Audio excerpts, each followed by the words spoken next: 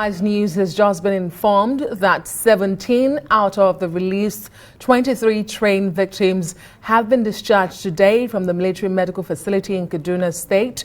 The Secretary of the Chief of Defense Staff Action Committee, who you just saw a moment ago on your screen, Professor Usman Yusuf, confirmed this. That's right. And the Defense Headquarters says it is working on the release of other kidnapped victims across the country. Now, this follows the release of the 23 remaining captives of the Abuja-Kaduna train attack. Speaking at the bi-weekly briefing of the Defense Headquarters, the Director of Defense Media Operations says the release of the 23 victims was a non-kinetic operation, which complements other kinetic theater operations of the armed forces across the country. Wanting to know the detail, I don't think should be the issue for now. The most important thing is that those people have been held captive for 6 months, about 6 months period of time. And they have the Defense Headquarters, in collaboration with other agencies, in a committee that was set up by the President and Commander-in-Chief, have been able to secure their release. Now, in the course of operations, we tell you that there is what we call both kinetic and non-kinetic operations that are being conducted. So this one was part of a non-kinetic operations that was conducted. And that's why you are able to see that those people were secured. Now, giving you details, we already know and appreciate the trauma that those adoptees and their family members must have gone into. Looking for details now might equally subject them to trauma. By the time they start knowing what is the details that went about for this exercise. So for now, I think at the appropriate times, whatever details, you will be told at the appropriate time. So just have patience and wait for the details, and it will be given to you as of when due. Well, let's bring in security analyst Dr. Adamu to help us understand the issues. Thank you so much, Doctor, for joining us on the news tonight, as always. Let me begin by asking your thoughts on the release of the final batch of the hostages from that unfortunate incident on March 28. Thank you, and good evening. I think the most important thing is the joy that we're feeling as Nigerians, that this number of citizens have been rescued from the hands, or have been released rather, from the hands of their abductors. Their family members, it's a huge congratulations to them. At a point, they had almost given up hope after the arrest of Tukurumamu. You recall, some of them did release statements fearing for the lives of their loved ones. But all of that now is history, and we must congratulate them, commend the work of the Chief of Defense Staff, the committee he set up, every Nigerian who contributed to it, and the fact that at least in a bizarre case of abduction, we have seen the release of almost the entire abductees. Lessons would probably be learned. Yes, we're happy, we're commending that effort, but I also think we should sit down and take note of the mistakes that were made, the lessons that would have been, learned from this, including, for instance, the involvement of mediators who turned out not to be mediators but benefactors, including this use of kinetic and non-kinetic efforts that have led to this release, and the vulnerabilities that were exploited by the non-state actors. So all of these are things that I think we should, despite this commendation, sit down, learn from, and make sure we take corrective actions to prevent a reoccurrence.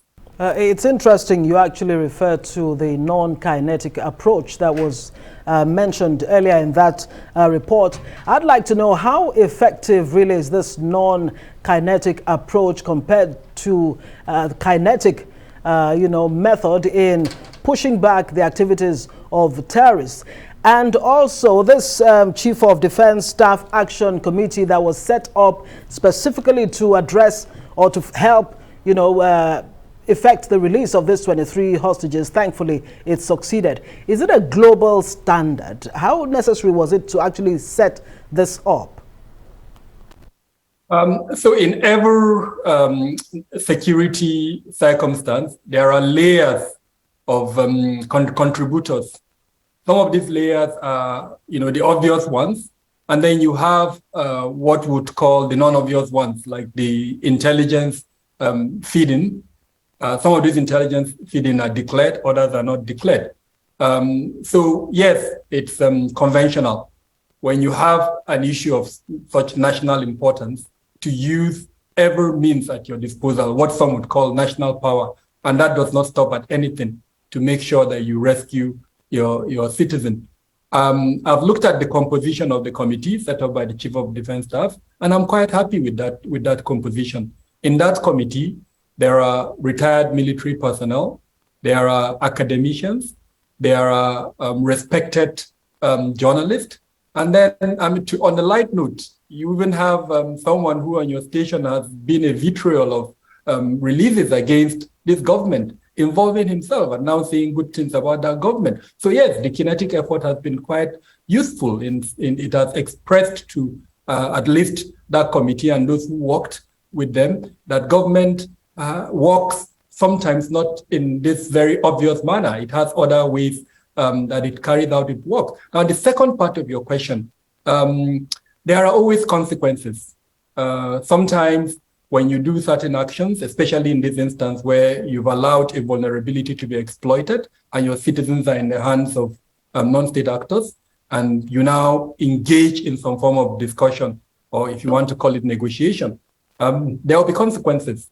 And that's why I talked about learning lessons and then taking action to ensure a non-reoccurrence. And Dr. Kabiru, I mean, in a situation such as this, what would the other party likely get to release the hostages? And also you talk about lessons learned. How important is it to start talking about apprehending the perpetrators? Nobody seems to be talking about who's been arrested, those behind these attacks, as a form of deterrence. How important is that conversation as well? Now, because this is a public forum, I'll be mindful of what I say. But let me start from your question regarding what the other side would have gotten. It's a range from financial to, persons for persons as prisoner exchange, to sometimes access to certain facilities, including medical as an example. So it's a whole range of, possibilities. But one thing I know is that from the onset, this committee had made it clear that financial ransom was off the table. So I would like to say with a certain degree of confidence, except if perhaps I'm proven wrong with subsequent information, that committee did not engage in discussions around financial ransom. So I'm happy about that, actually. Now, if it's person-for-person exchange, the options are varied. And we know that at some point, that was one of the issues that were on the table. I'm hoping that if that took place, that before the exchange, we did debrief and get everything we could have gotten out of the persons that were exchanged. In the first instance, it was family members, so that wasn't not really necessary.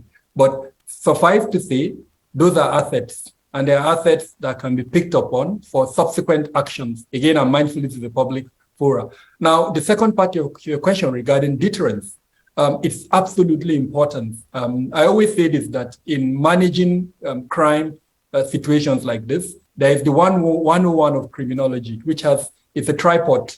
One of the stones in that tripod is that never allow the benefactor to benefit from the proceeds of his crime. So anything we need to do at this stage to ensure that they don't benefit from whatever it is they got, I think we need to do it at this stage. Again, this is a public forum, so I'm mindful of what I would say.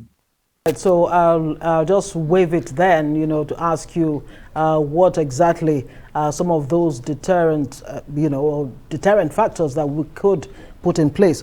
But let me ask you, President Muhammadu Buhari actually beat his chest saying that of all administrations or governments before him, he has funded the military the highest, at least since in the last 38 years. Would you say that that claim is justified considering the security situation that Nigeria has found itself? And then again, a lot of analysts are saying there seems to be a reduction in security threats or attacks from terrorists.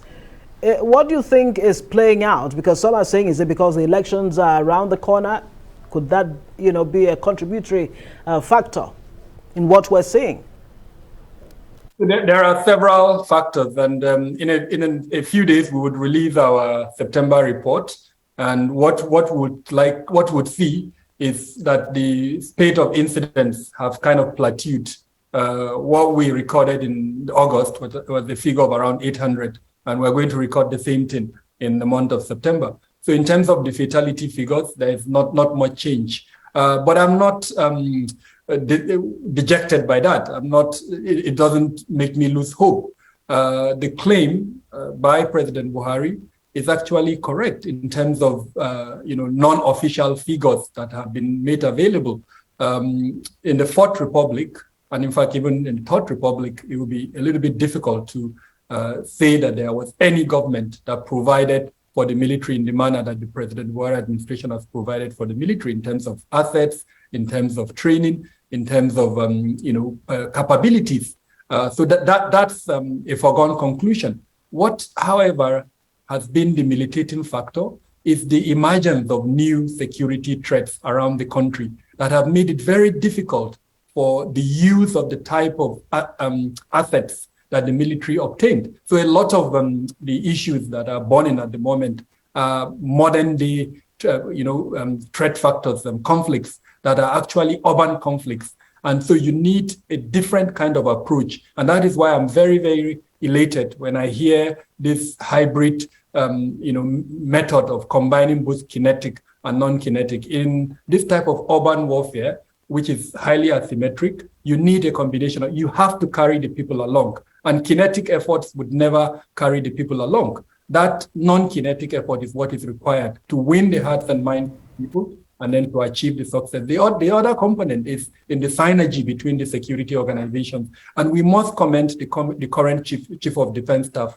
He's done amazingly well as the lead agency within national defense spectrum in bringing together his other colleagues and achieving the kind of successes that we're seeing. Intelligence is being fed into the operational systems, and then that intelligence is being used for the kind of success. When an arrest is made at the park, that's purely intelligence. When camps of bandits are located, and then an airstrike of the type that we've seen in Zamfara and Kaduna are done, it's intelligence. When you create a new operation, as an example, Operation Forest Sanity, realizing that there are gaps in the operations that you are conducting in parts of North Central, Northwest, all of that is an indication that there is an improved synergy and an improved coordination as well as cooperation between the security departments. Now we need to see a sustenance of that. And the best way to ensure that is to incorporate the state governments into this national security architecture so that the gaps that are being exploited by these threat elements, the gunmen, the bandits, the terrorists, are blocked completely. Again, I always say this, the responsibility is not one of the federal government alone. It's a responsibility that the state governments would need to play a role. Most of these 800 persons that died in the month of August and September are in the rural areas. So there are gaps that must be blocked at that level. And it's the best way to do that is by enhanced effort among this number of persons.